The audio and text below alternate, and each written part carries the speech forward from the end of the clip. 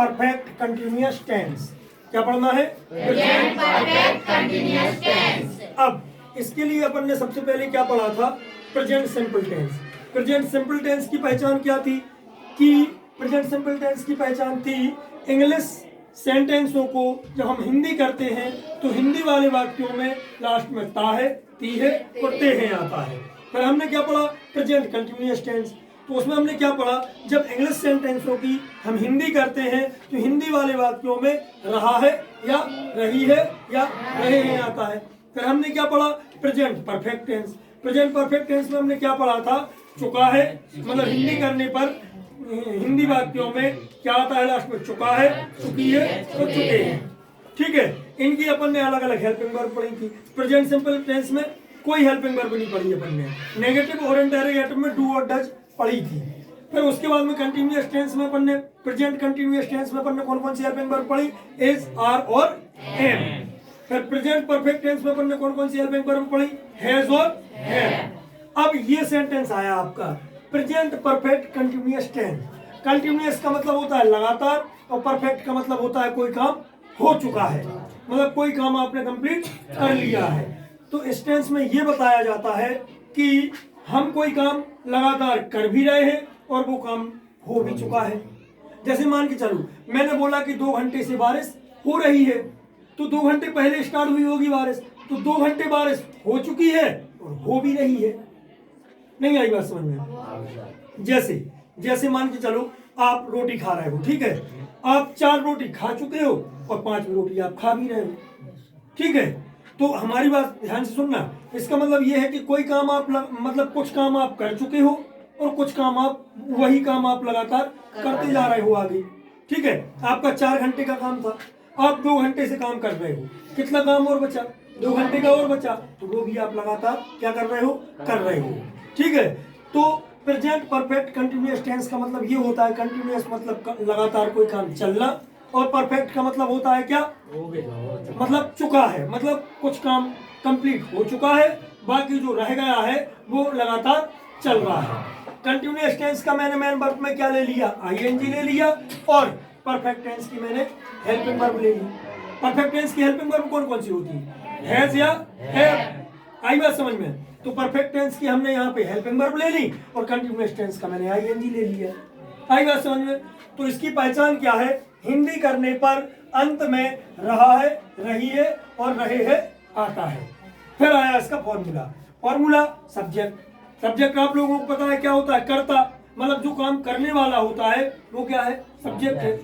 मैं बोलूं जैसे कि राजा 4 घंटे से लगातार चल रहा है, या राजा 4 घंटे से चल रहा है, तो राजा क्या हो गया? चलने वाला कौन है?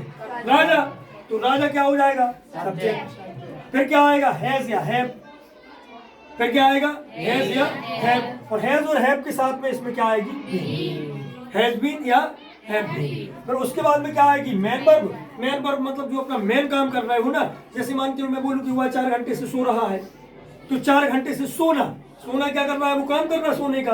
मैंने बोला कि वह 2 घंटे से खाना खा रही है, तो खाना खाना मतलब जो खाने का काम कर रही है वो क्या है? मेन वर्ब है। मैंने बोला कि वह 2 घंटे से नाच रही है, तो नाचना क्या है? काम है उसका।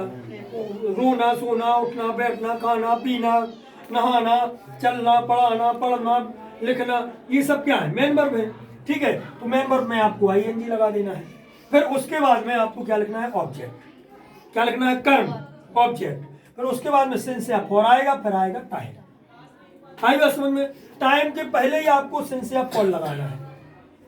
अब सिंस और फॉर आपको कहाँ यूज करना है ये अपन देखते हैं नोट में। हैज बीन और हैव बीन कहाँ यूज करना है ये अपन नोट में देखेंगे। तो फर्स्ट नोट क्या है अपना? ही, सी, इट और एक वचन कर्ता के साथ में हैज और आई, बी, दे और यू, और बहुवचन के साथ में हम हैव का प्रयोग करते हैं। अपन कई बार पढ़ चुके हैं ही, सी, इट, और किसी एक नाम के साथ में हम हैज का उपयोग करेंगे, और बाकी के साथ में हैव का, चाहे आई हो, चाहे बी हो, चाहे दे हो, चाहे यू हो, चाहे बहुवचन करता हो। बहुवचन करता मतलब जैसे राम और श्याम, दो लोग, एक से ज्यादा लोग हो जाएंगे, बहुवचन है। आई बात समझ में? एक से ज्यादा वस्तुएं हो जाएंगी, बहुवचन है। आई बात समझ में? तो यहाँ पे देख लो एक बार और, ही, सी, इट और एक वचन कर्ता के साथ में हम हैज का और बाकी के साथ में हम हैव का प्रयोग करते हैं। अब आया अपना नोट दूसरा, सिंस का प्रयोग तब होता है जब समय निश्चित हो। सिंस का प्रयोग कब होता है? जब समय कैसा हो? निश्चित हो।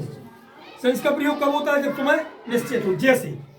जैसे सुबह से, मैंने बोला रानी सुबह से पानी भर रही है, रानी सुबह से साइकिल चला रही है, ठीक है, सुबह से बात आ गई, मतलब सिंस का प्रयोग हुआ। मैं शाम से पढ़ रही हूँ या मैं शाम से पढ़ रहा हूँ, तो सिंस का प्रयोग होगा। मैं सन 2021 से इस स्कूल में पढ़ रहा हूँ, तो सेंस का प्रयोग होगा। क्योंकि देखो मैंने लिखा है सुबह से, शाम से, बजे से या फिर सन, यदि सन आएगा तो भी सेंस का प्रयोग होगा। आई बात समझ में? यदि मैं 8 बजे से पढ़ रहा हूँ तो भी सेंस का प्रयोग होगा। अब आई बात क्या है कि फॉर की। फॉर का प्रयोग तब होता है जब समय अवधि हो। मैं 4 घंटे से पढ़ रहा हूँ, बजे से नहीं, मैं 4 घंटे से पढ़ रहा हूँ, मैं 4 दिनों से इस मकान में काम कर रहा हूँ, मैं 2 दिन से खाना बना रही हूँ, मैं 3 दिन से साइकिल चला रहा हूँ, ठीक है, मैं 4 साल से पढ़ रहा हूँ, तो उसके लिए हम क्या का प्रयोग करेंगे? फॉर का। फॉर का प्रयोग तब होता है जब समय अवधि जैसे 2 घंटा, 5 दिन या फिर लंबी अवधि, लॉन्ग समय हो तो भी फॉर का उपयोग किया जाता है। चलो अब आया अपना example, she has been reading a book since morning. मतलब सी मतलब लड़की, मतलब हुआ है सुबह से बुक पढ़ रही है, वह है सुबह से बुक पढ़ रही है, वह है सुबह से बुक पढ़ रही है। इसके लिए इंग्लिश में कैसे बोलेंगे? बोलो एक बार। She has been reading a book since morning. She has been, Reading a book. बोलो, She has been reading a book since morning. फिर से बोलो, She has been reading a book since morning. एक बार और बोलो, She has been reading a book since morning. थोड़ा जोर से बोलो। She has been reading a book since morning. ठीक है, तो आपने ये पढ़ा है ना, तो देखो ये क्या है? सी क्या है? वह है मतलब लड़की, ठीक है, लड़की है तो लड़की क्या होगी? करने वाली। तो देखो मैंने सब्जेक्ट के स्थान पे सी लिख दिया।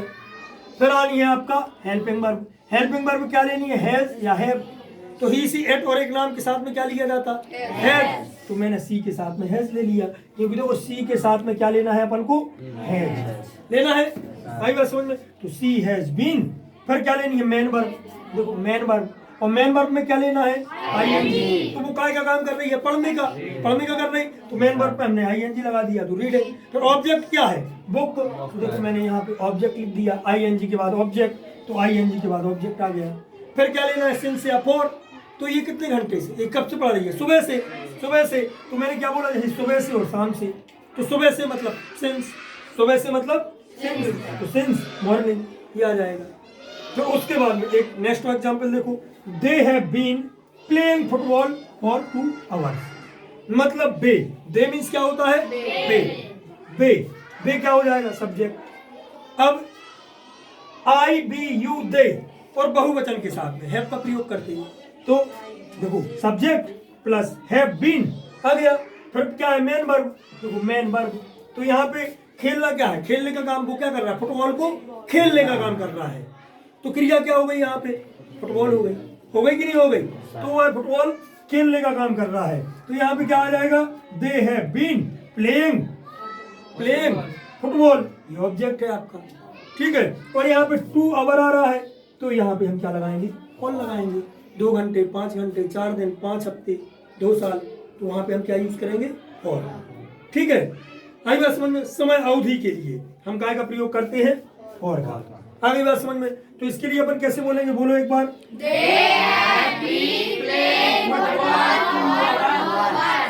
और कौन बोलेगा? फिर से बोलो एक बार।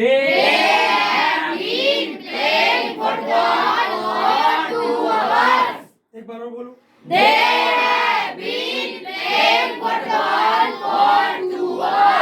अब यदि आपको ये बोलना है कि वह है सुबह से पढ़ रही है, तो कैसे बोलोगे?